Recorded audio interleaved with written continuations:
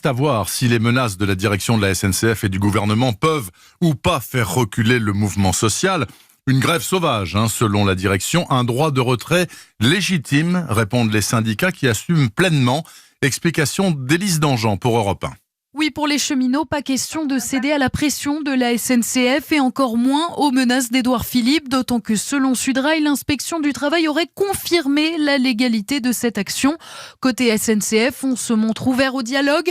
La direction estime avoir mis plusieurs propositions sur la table, notamment au sujet du dispositif EAS, dispositif qui implique que certains conducteurs de train se retrouvent seuls à bord, insuffisant selon Julien Trocaz, secrétaire fédéral Sudrail. À part des coûts de communication, aujourd'hui on n'a aucune proposition concrète qui va dans le sens d'améliorer la santé et la sécurité des salariés, des cheminots. C'est pas parce qu'Édouard Philippe et Guillaume Pepy ils ont cru siffler la fin de la récréation que ce sujet est sous la table et qu'on va pas en reparler. Ils se trompent. On ne va donc pas vers une accalmie dans ce conflit qui dépasse la simple question de la sécurité des agents et des usagers. Les syndicats le reconnaissent. En trame de fond, un ras-le-bol général contre tous les projets de réforme et notamment celle des retraites.